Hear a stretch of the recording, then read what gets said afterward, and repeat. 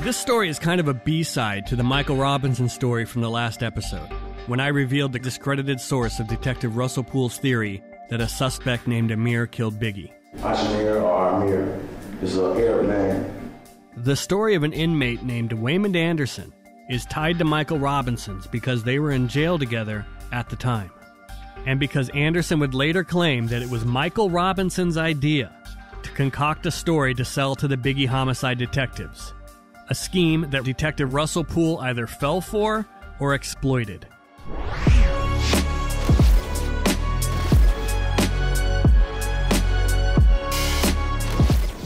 Waymond Anderson first achieved notoriety as an R&B singer in the 80s named Suave. That's how he pronounced it. Signed to Capitol Records, and he had a minor hit with a cover of My Girl in 1988, which reached number 20 on the Billboard Hot 100, followed by another single called Shake Your Body, and a pair of albums called I'm Your Playmate and To the Max. But just a few years later, he was facing life in prison for an arson murder. Anderson stood accused of torching a structure which the LA Times would artfully refer to as a drug user's hangout, behind an apartment building a block south of the Coliseum and USC's campus in Los Angeles on September 18th, 1993. It was right here behind this building. Just a few months later, on January 29th, 1994, he was arrested on this street in Studio City while driving with his family in a convertible Mustang. A judge would later sentence Anderson to the max and give him life in prison for the arson murder. And he's been behind bars ever since. So, how did a guy who hadn't been on the outside in over 3 years, by the time of Biggie's murder in March of '97, insert himself into the investigation? On April 2nd, 1997, the LAPD's Robbery Homicide Division took the Biggie case over from the Wilshire Division detectives who had been handling it for the first few weeks of the investigation. Just 2 days later, Wilshire Division forwarded a tip to the RHD detectives that an inmate named Waymond Anderson was claiming that he was personally approached by Suge Knight in jail to help kill Biggie Smalls.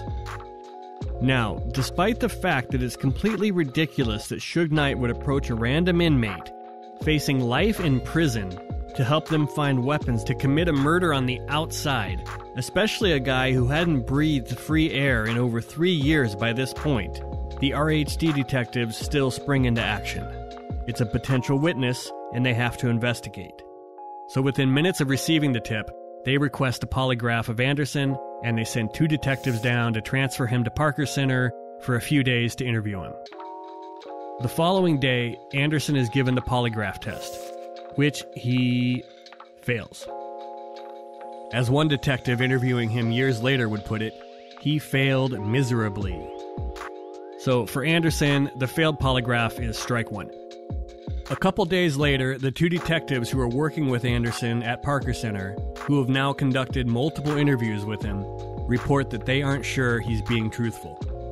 So like the polygraph machine, the detectives aren't really buying what Anderson is saying. That's strike 2. And then Anderson's story gets a dagger through the heart.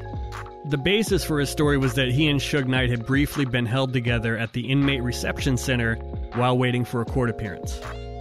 So according to Waymond Anderson, he and Suge are in this holding tank when Suge allegedly asks him for his help. And they were only together for about half an hour. So this is a very narrow window of time when this very improbable conversation could have happened. So one of the RHD detectives asks a deputy at the county jail to see if Anderson and Suge went to court on the same day. They're like, hey, this might be a stupid question, but is what he's saying even possible? And on April 16th, the deputy gets back to the detective and says that Anderson went to court on February 4th, 1997, but Suge didn't go to court until February 28th. That's 24 days apart. According to the deputy, there is no way that they could have been together. So within just 12 days of first hearing from Waymond Anderson, the RHD investigation is done with him. He's failed a polygraph, and now his claim about talking to Suge has been proven impossible. 5 years later, in 2002, Waymond Anderson filed a personnel complaint against 4 LAPD officers, including Rafael Perez and David Mack. By this time, Poole's theory had been covered in the media for years. In fact, the report for this complaint by Anderson was dated December 20th, 2002. 3 months after Nick Broomfield's documentary Biggie and Tupac was released, starring Russell Poole and his theory, and pointing the finger at David Mack and Rafael Perez. And now Anderson suddenly remembers all kinds of crimes that he claims he witnessed David Mack and Rafael Perez committing a decade earlier. He even throws in an accusation that Perez had threatened him not to talk about Biggie's murder. Just like the claim that Suge had approached him about Biggie's murder in 1997, if there is a conspiracy theory, Anderson claims he was right in the middle of it, even if it doesn't make any sense. Anderson's personnel complaint against Mack and Perez and the 2 others goes nowhere, with all of his accusations being ruled as insufficient evidence or unfounded.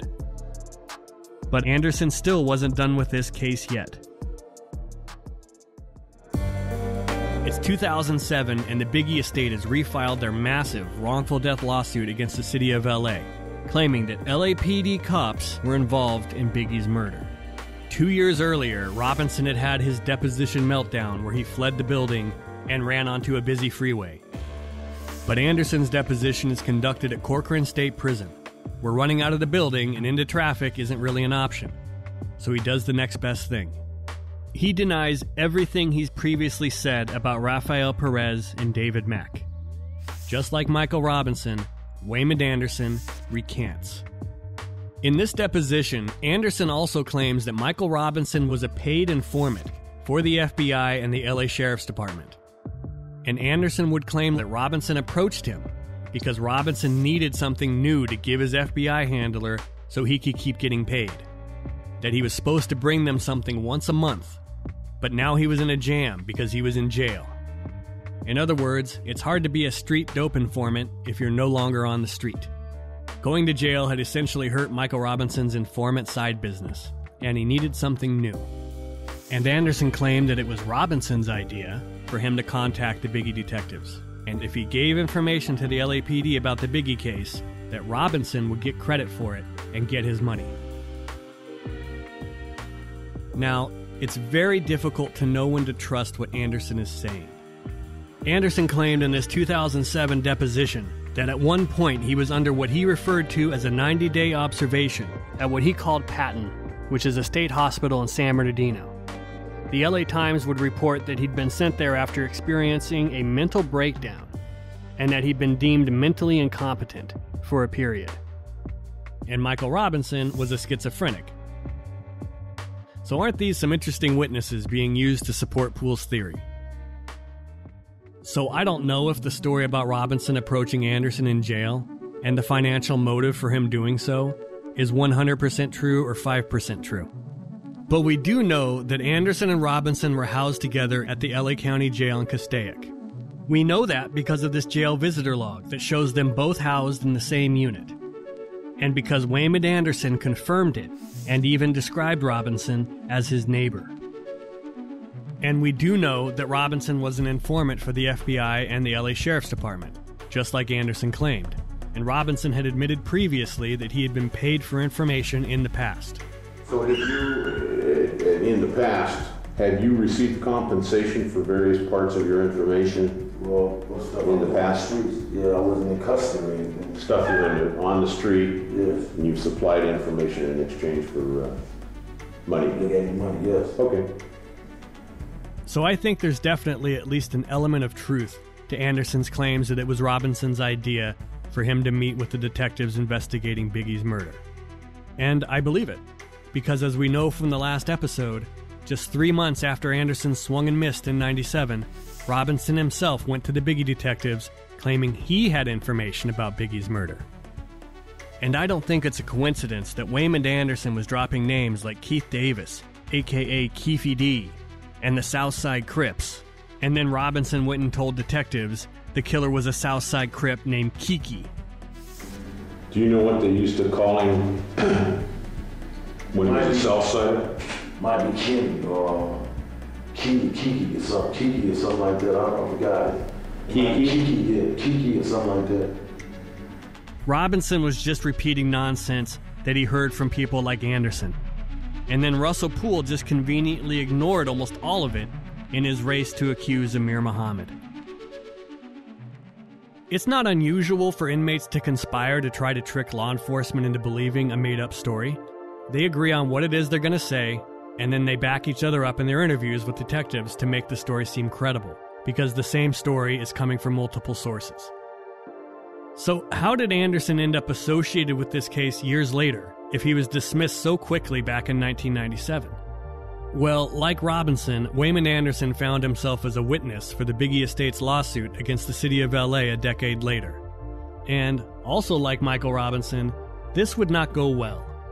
Anderson starts denying everything he said previously about cops being responsible for Biggie's murder. In this deposition, Anderson cleans up a lot of his previous statements and admits that he's been lying, but then he also launches into whole new wild claims. And the only time that I really believe him is when he's admitting that he's been lying. But here are some of the highlights. He claims that he and Robinson concocted a story in jail together, and that it was Robinson's idea for Anderson to claim that he and Suge had met in person in the holding facility.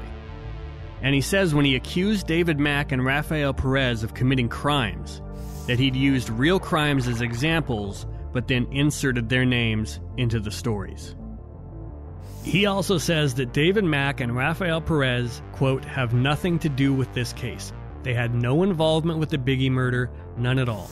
And when they ask him if he has any information on Mack or Perez being involved in Biggie's murder, he responds, I have information about them not being involved in the Wallace murder. No LAPD officer was involved with the Wallace murder. It was a lie, and I'm ashamed of it. This deposition was posted to a blog back in 2008.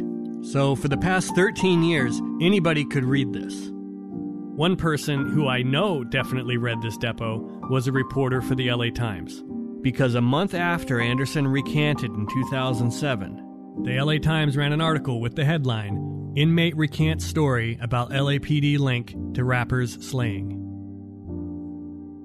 This article notes that Anderson said he was offered a percentage of any settlement if he testified that former Los Angeles officer Rafael Perez had told him that another ex-officer, David Mack, was involved in the murder. For their part, the estate's attorneys denied making any kind of offer to Anderson, stating that his allegations were 100% demonstrably false. So even they had to say he was lying.